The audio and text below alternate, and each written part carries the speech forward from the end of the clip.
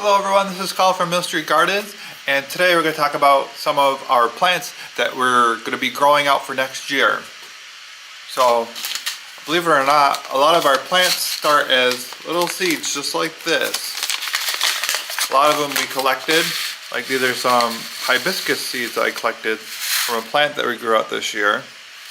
And we're going to sow them, and then one day they'll be nursery plants.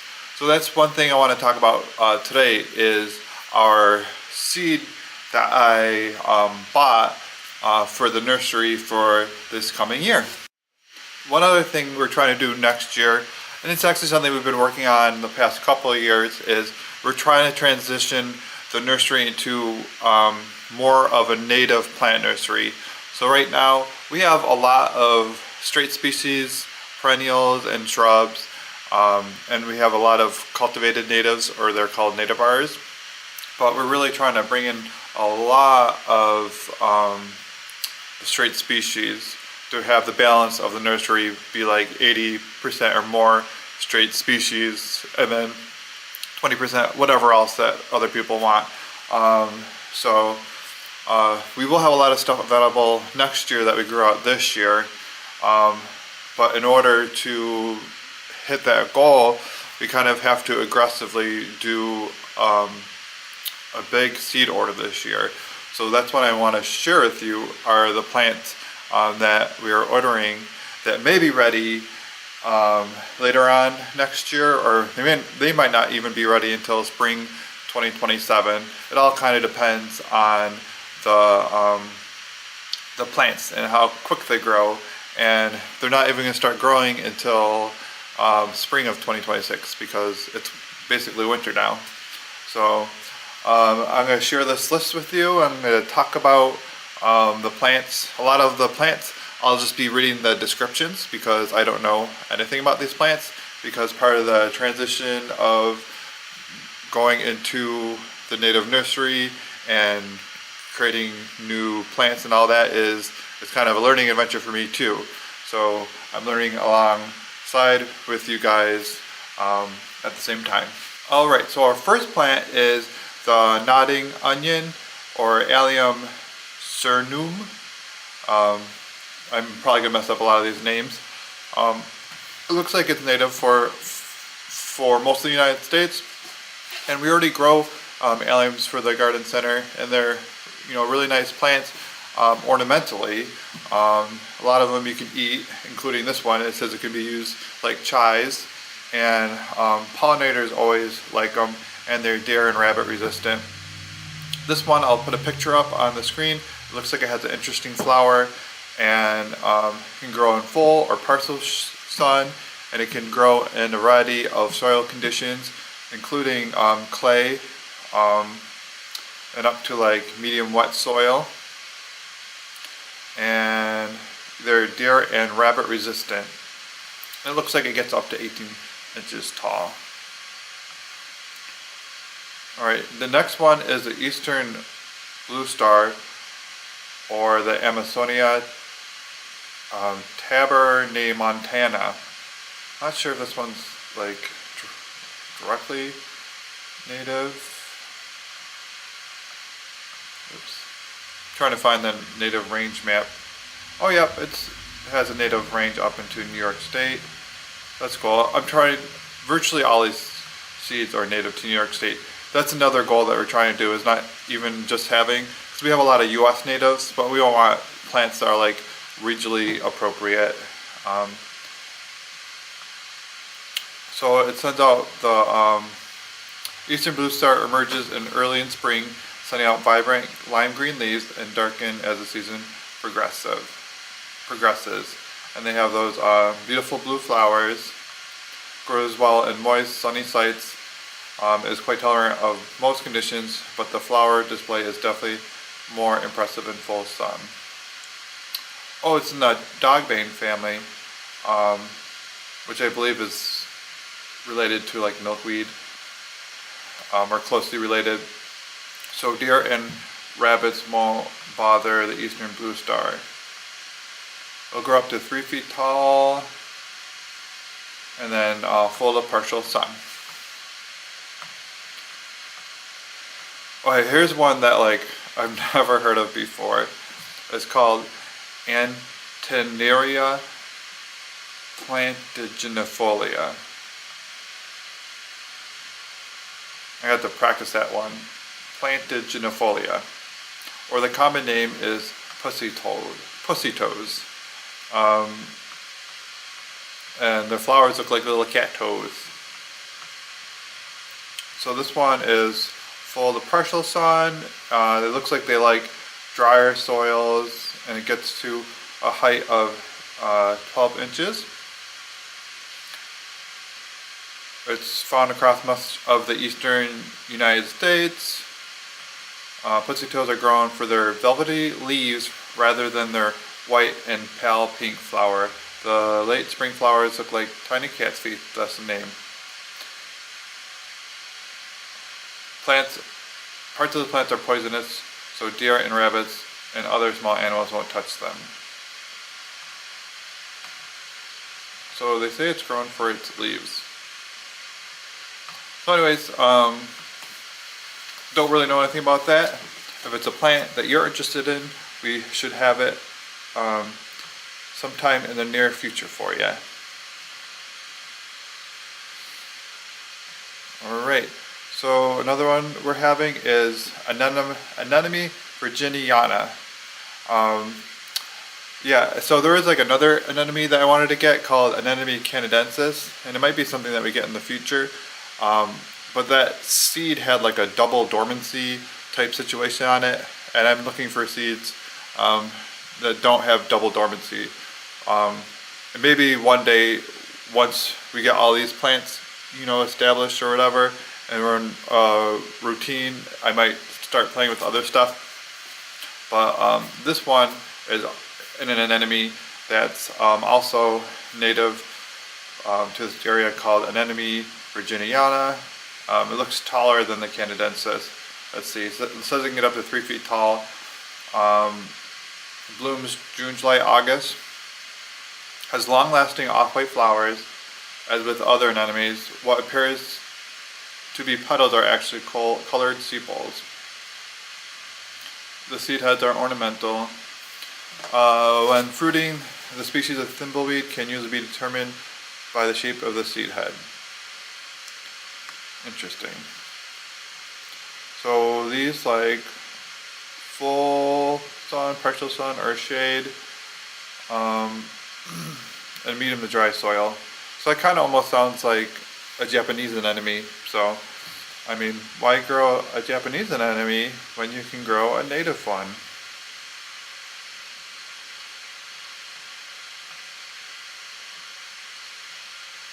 Right, next we have the Aralia racemosa, and we already have a Japanese Aralia that we grow at the garden center, and that one's really pretty, but it'll be nice to have a native version of it, and I'm curious to see how this one does compared to the Japanese one.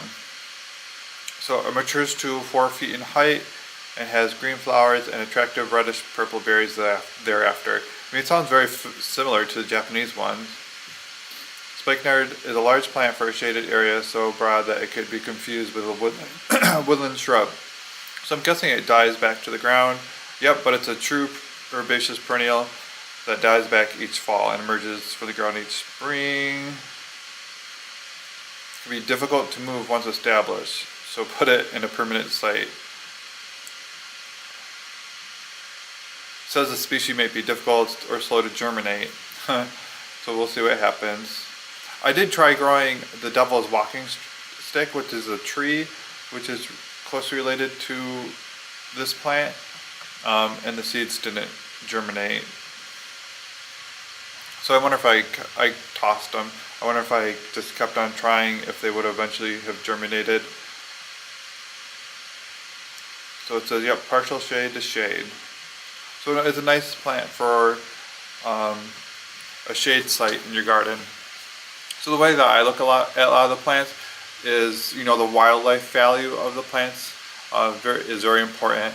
And that's something that I always take into consideration. But my gardener and me also thinks about like the ornamental perspective. So having something like this that you can tuck into your shade garden, I think is really nice for a shade garden. Next we got some milkweeds. So we already have swamp milkweed and the orange type milkweed.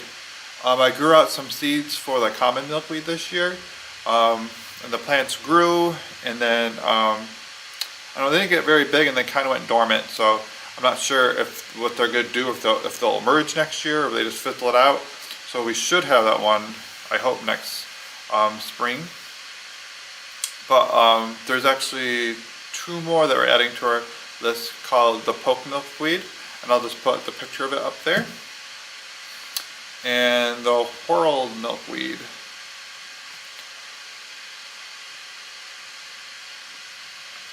Is there anything specific about these that are... Poke milkweed thrives in dappled to full shade. It's interesting. Get up to 5 feet tall. That one I get 2 seed packets because they only put 20 seeds in a packet. It's funny, some of the seeds only have like 20 seeds per packet, and then some of them have like 1,000 for the same price. The whorl milkweed, or Asclepias verticillata. That one looks like a full to partial sun situation. It has whorled leaves on it. And then the poke milkweed is Asclepias exaltata.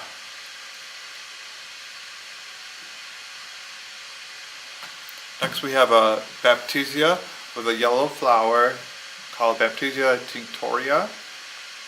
Look at the range map. It does say that it is in New York State.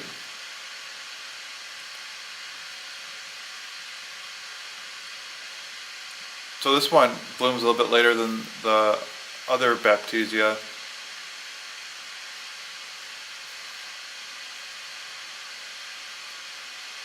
Baptisia tinctoria is one of the host plants of the wild indigo, dusky wig skipper, and clouded sulfur butterfly.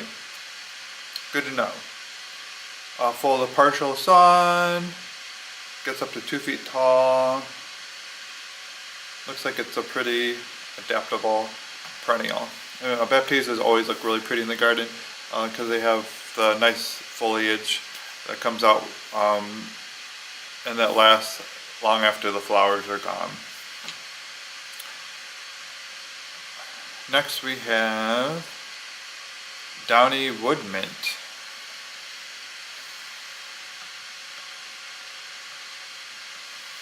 Downy wood mint, let's see. It likes full to partial sun. Oh, it only gets 12 inches tall apparently. Has a distinctive appeal with its 6 clusters of pink purple flowers stacked to resemble a pagoda. Strongly supported by downy haired stems reaching just 1 foot.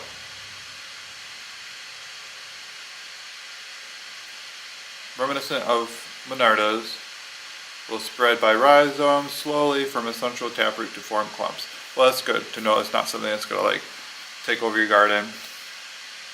But important pollinators will frequent it during its approximately 1 month earlier summer bloom time. Oh, I was talking about monarda, so it blooms earlier than monarda. I do notice that bees really like the flowers of stuff in the mint family. Originally native to the Great Lakes and mid-Atlantic states, it will flourish in any zone 4 to 8 state. Has purple flowers. Alright, next we have the marsh marigold.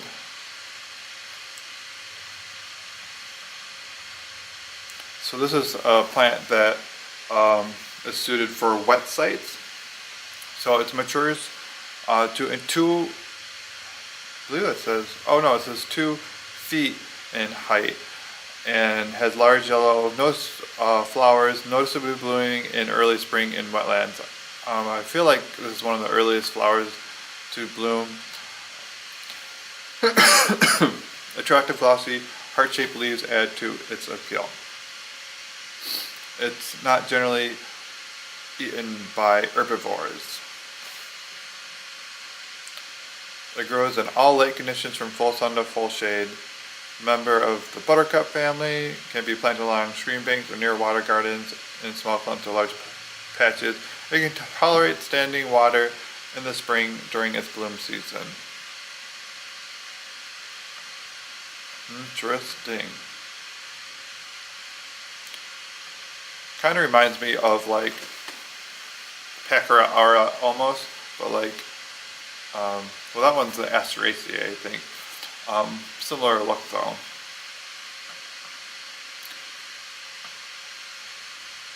We've got two types of bellflowers. We have Campanula americana and Campanula rotundifolia. So I'm going just to click on one of them. There we go, Campanula rotundifolia.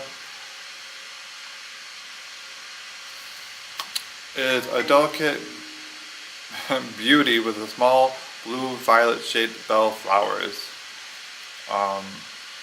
It gets only 12 inches tall. Apparently the stems are weak, so they kind of have a tendency to bend over when they're blooming. The bloom time can be very sporadic and prolonged. Apparently, if you have a large patch of it, it can bloom in late spring and then continue through August and September on individual plants. I'm back. My heater kicked on, so I had to shut off the camera for a second. So next we have New Jersey tea, or Ceanothus americanus. This is one that we've had before. I ordered the plants bare root, and a lot of the plants didn't take. So it'll be interesting to see how they grow from seed. And we do have one of this in the showcase garden, but unfortunately, if you have problems with rabbits specifically, it doesn't list it on here. But in my experience, rabbits like to eat this plant, so I never really get to see it do much. It'll grow and it'll have one bloom on it because it's been eaten, and it's really pretty. So if you are able to fit this into your garden where you don't have little mini herbivores devouring it,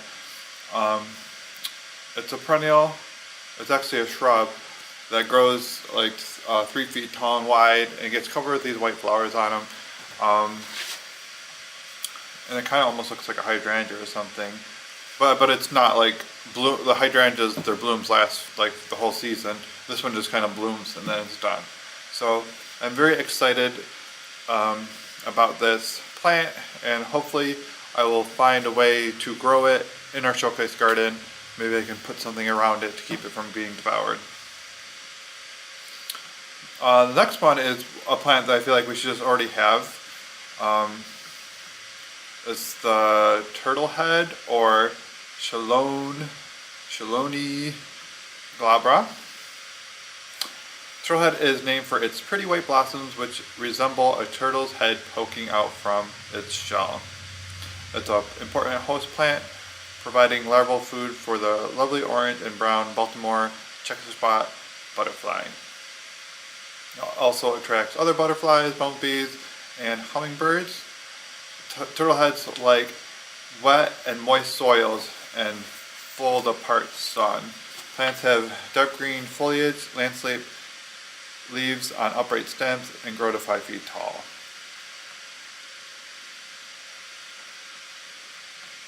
When does that bloom? July, August, September. So it blooms during the summer.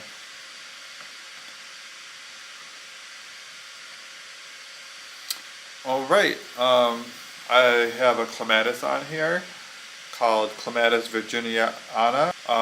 It's a perennial vine that can extend up many feet. Its stems easily twine around trellises, fences, and nearby vegetation. White flowers abundantly spread along the length of the vine, typically in panicles of small clusters. There's much variation in its flowers. A single plant can either produce staminate flowers, or female flowers, or perfect flowers, which have both male and female reproductive parts. Interesting. They bloom midsummer and last about a month. These flowers are visited by bees, wasps, and various native flies. It's toxic to mammals, although the foliage is used for nesting habitat for songbirds. And it can be confused with sweet autumn clematis, which you do see grown a lot in garden centers, which is an aggressive Asian vine with sweet smelling flower that escaped cultivation. So, I don't know, they kind of looks the same, so, I mean, why not just have the native form? So we'll see what that looks like when we get it going.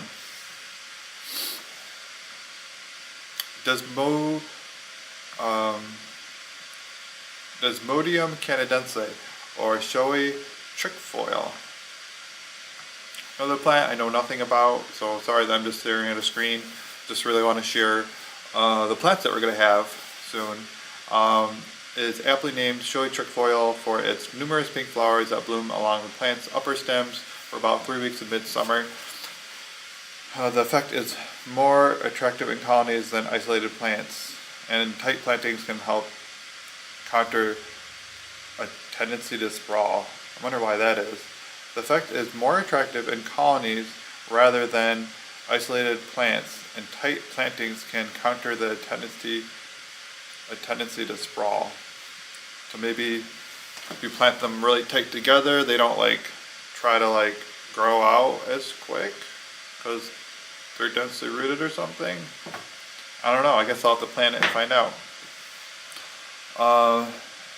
Adds nitrogen to the soil, so it must be in the legume family. Your video is getting too long when the memory card fills up, so I made myself a cutoff point, and then we'll make another video with some more seeds, so there'll be a part 2. But we'll keep on going for now. So we were talking about the showy trickfoil, and it looks like it likes full to partial sun, gets up to 5 feet tall, and likes medium wet to medium dry soil. Look at the range map. It definitely exists natively in New York State. Next we have Dodecatheon media. As you can tell from my pronunciation, I do not know anything about this plant, except for the fact that the flowers are really pretty as I look at it, and it is native. Let's learn about it. The early spring plants tend to get the most attention because we need to see the flowers at that time of year. Shooting stars deserve the acclaim. They are true spring ephemeral of the prairie. They are completely done with their season and go dormant by midsummer. Interesting. So what is a seed? They need stratification. Okay. I mean, it seems like I should be able to germinate these. I get nervous with the ephemeral stuff because I'm like, how am I supposed to grow out a plant if it germinates and then it kind of disappears or whatever? But you don't know unless you try, I guess. So it says bloom time is April, May, June, full to partial sun. Looks like it likes medium wet to medium dry soil. Can come out with very robust with a few dozen flowers coming out of each plant, especially in moist, rich soils.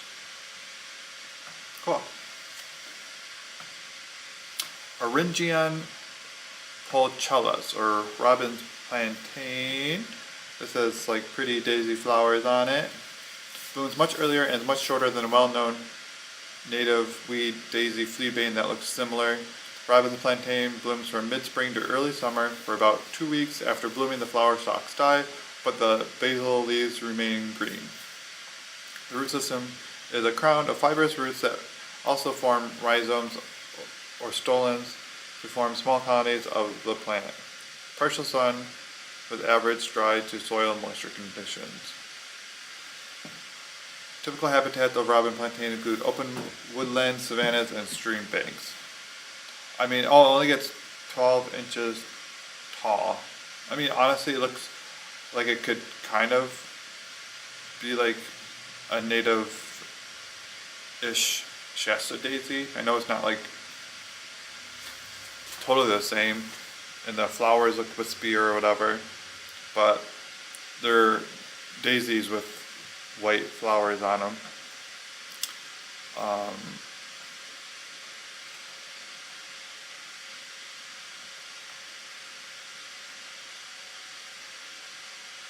They attract bees, butterflies, and various skippers. I think this one attracts a lot of stuff. The foliage is palatable to mammalian herbivores, so watch out for that.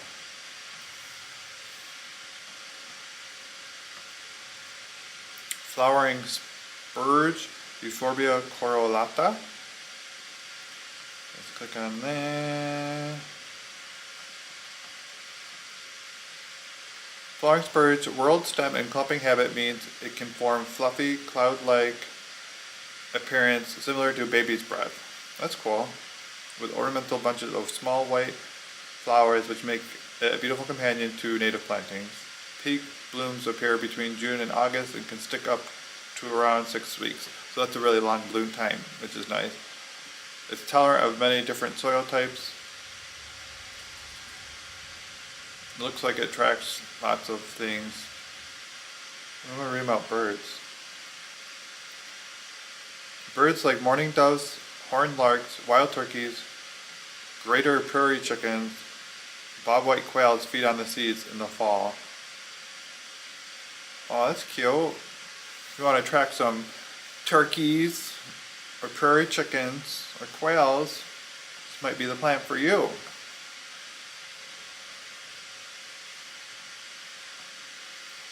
We have the big leaf aster, Eurybia macrophylla.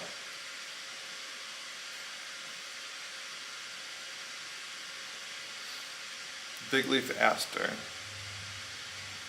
Definitely have leaves that are bigger than most asters. So I don't know if this is in the same genus as some of the other asters, but when I was ordering the aster seeds, I had to really like control myself because there's literally like a list of like a bunch. So I think there's just like a couple on here, and then I told myself we'll start with these because we already have the aromatic aster and the New England aster, and then I'm gonna order a couple more, and they kind of look similar. So I want to see like how it goes with those types before I add more into the mix, or if it would just kind of be redundant. Like if someone comes here to the nursery to buy some asters, it might be confusing if, you know, there's all these different types, but you can't really discern that much of a difference between them from like a customer perspective. Big leaf asters gets its common name from its large heart-shaped foliage, coarse tooth edges reaching 8 inches across. That's cool. Those are really big leaves. Often planted for large leaves as a shaded ground cover rather than sparse fall flowers. Very interesting. Common in northern woodlands where it often forms a dense ground cover spreading by rhizomes. I feel like I've seen that out in the wild. Obviously, it's a native plant. So it gets up to 12 inches tall, which I'm guessing the 12 inches includes the height of the flowers. So the leaves probably stay much shorter than that. So this is one that I'd definitely be interested in having in our home garden because we have a lot of areas that need some ground cover that are shady. Next one we have is Euthymia graminefolia, or grass leaf goldenrod. It looks really pretty in the picture. It has yellow flowers on it, and it looks like it has a really nice texture as a garden plant. Has a bushy appearance. Grass leaf goldenrod is named after its defining characteristics of having narrow leaves along its stem. It also has rounded flat top clusters of 20 to 35 small shiny yellow flowers that make it unique. This plant can be easily grown in the right area, but has a tendency to get aggressive in moist, sunny places. It does have trouble competing against Canada goldenrod, but in fairness, what doesn't? Attracts many insects, butterflies, moths, bees, beetles,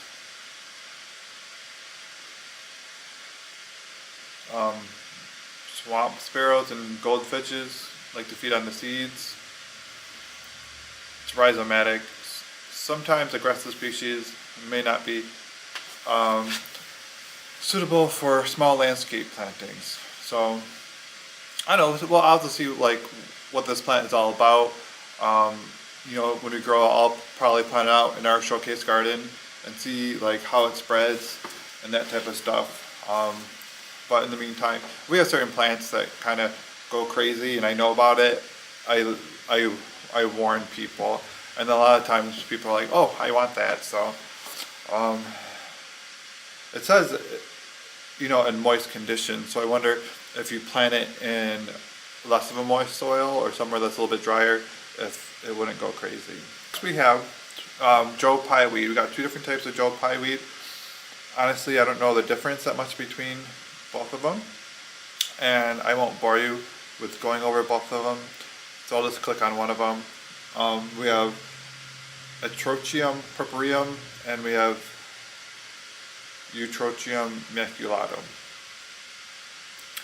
So the purpureum is a sweet Joe Pye weed, and we already grow one. It's a maculatum. Oh, we already grow a maculatum. Interesting. So there is a third species, so maybe I'll do the third species instead of the maculatum. I don't know, I'll have to think about it. Because we grow one, but it's a cultivar. I didn't realize it was a cultivar, and I actually grew it from seed. So I was like, oh dang it, I wish I knew it was just a straight species when I grew it. Flower tail favorite. It's easy to grow, and its vanilla scented flowers are irresistible for monarchs, swallowtails, and other butterflies. Not many woodland flowering plants can reach heights of 7 feet. Woodland flowering. Does that mean, like, I know there's tons of native plants that can get much taller than that, but maybe because it's shade tolerant.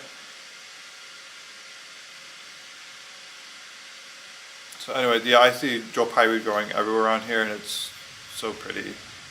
Highly recommend it. Even if it's a spreader, it's worth it. Alright, next one we have is Filipendula rubra, or Queen of the Prairie. Is this one native to New York? Let me double check. Yep.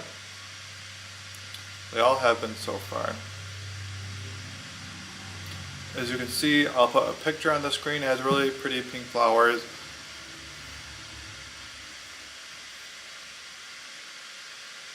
They like moist sites and require a great deal of territory to reign over. Well, it definitely tells you it likes to spread. Can grow quite large and will colonize in optimal sites. The plant prefers full sun, but appreciates some shade in particular hot, dry climates. Queen of the Prairie produces an abundance of pollen for native bees and other pollinators, but the myriad of flowers do not provide any nectar. Considered deer resistant, especially once established. This one-of-a-kind native plant is considered rare throughout much of its historic range.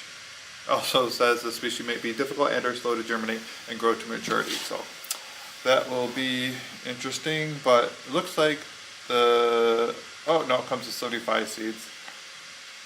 That's still a lot of seeds to try with. So what I'll do is I'll probably sow most of them in case I mess it up, and then I'll save like maybe like 30 of those 75 just in case I have to redo it or something. Alright, the next one is one that I'm excited about. I've been wanting to grow this for a couple years. I just haven't, because I'm cheap, and if I couldn't like slip in this seed with another seed order, I'm not going to go on my way to order this seed. You know, spend $8 in shipping for a $3 seed packet. So this one is virginiana, which is just our wild strawberry. And we'll put a picture up on the screen. If I say that and there's not a picture, it's because I have to find pictures that are usable, that are in public domain. So there might not exist on some of these pictures. Oh, so this one's difficult to germinate. Well, we're still going to try.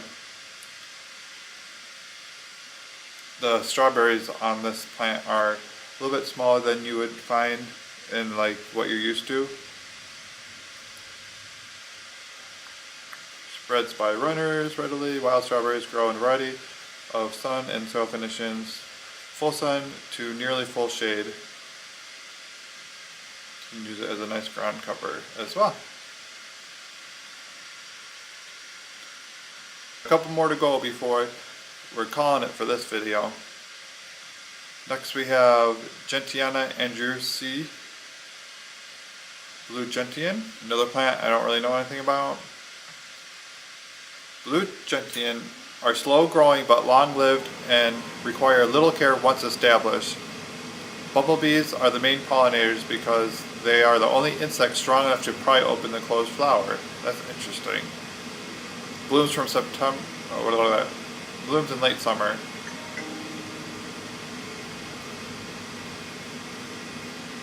Grows to 2 feet tall, likes full sun to partial sun, and medium wet to medium soil. Alright, so our next one is the wild geranium, or Geranium maculatum. This is one I'm semi-familiar with, because I've seen it like on other YouTube channels, and it's something that I've always wanted to grow, but I haven't really seen it like in a nursery somewhere. So wild geranium is one species that you just can't pass up. Native to much of eastern North America, it never disappoints.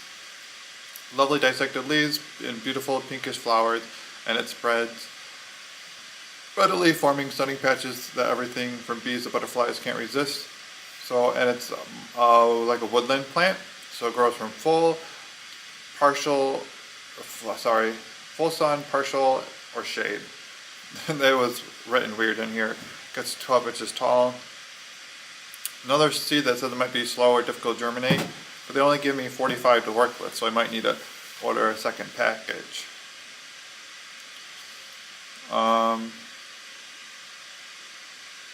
Medium to medium dry soil. So sounds like a good plant for like dry shade.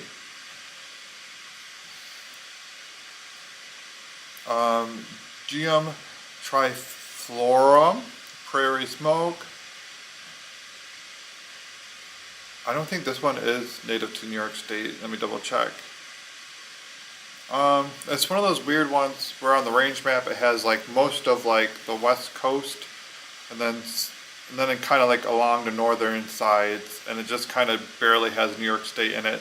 So I guess we're like on the outside of the native range. The silky flowering styles of the fruiting stage of the prairie smoke never fail to win admirers. This just seems like one of those plants that people will be like, whoa, what's that in your garden?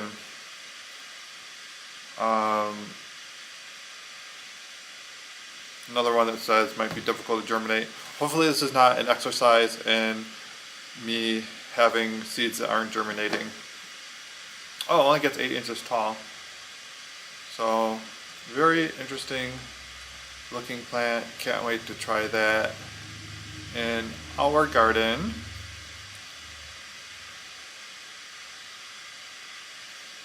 Okay, we're getting really close to the point where we're going to call it part 1. Heliopsis helianthioids, or Heliopsis, early sunflower. There's a picture of it on the screen. Yep, native to New York State. Oops. Is there anything special about this plant? Summer in the period can be a parade of yellow composite flowers. Often the first to show its flowers is this plant, apparently.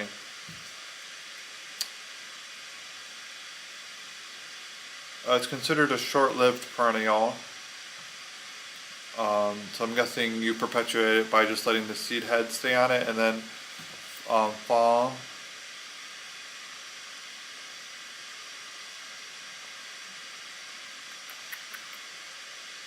Gets up to 5 feet tall. Does it say when it blooms? June, July, August, September. That's cool. That'd be interesting to see how it performs, if it really blooms for that long.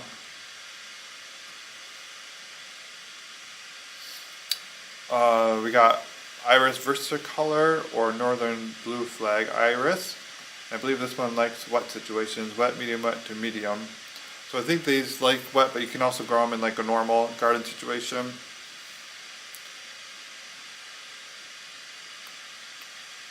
Full of partial sun, blooms from May to July. So there's that. I only got 30 seeds. Needs a really long cold period, so I better order these seeds soon. Les Petita Capita is the next one. Round-headed bush clover. Let me look at the range map. Yep. So very interesting looking flower on it. When does it bloom? August and September. 4 feet in height.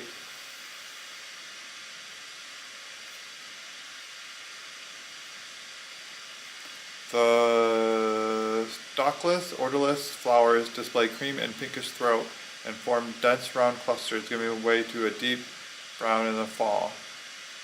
The leaves are covered with soft hairs that impart a silvery appearance. It looks like it attracts a lot of butterflies, lots of specific types of butterflies. It's especially high in protein, making it a favorable choice along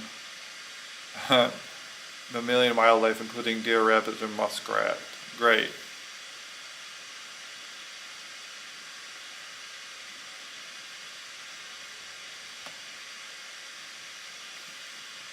And I'm just like, do I really want to get this plant for our customers just to have it eaten? Okay, I think this is the last one I'm going to do. There was like a bunch of like different liatrices. I didn't realize there's so many species of them. So we already grow one called Liatris spicata, and that one has like a tall stem. It gets up, and the flower spike gets up to like 4 feet tall.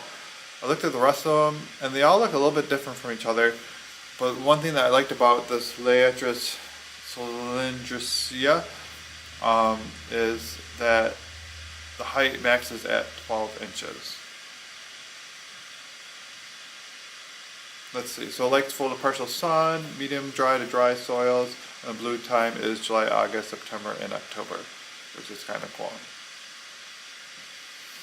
Alright, so this is the first part of our seed order for 2025. Like I said, this in the beginning of the video, this is like a super monstrous seed order, as we're hoping to really create our increase the stock of our native plants and kind of turn our nursery more into a specialized native plant nursery, as well as the other stuff that we do. But we really want that to start being our niche. So if you stayed and watched the whole video, thank you. And we will have another video coming out with the rest of the seeds, and if I edit any more seeds on, and I'll also show you the seeds of the plants that we either foraged or we grew out and collected. Thank you for watching.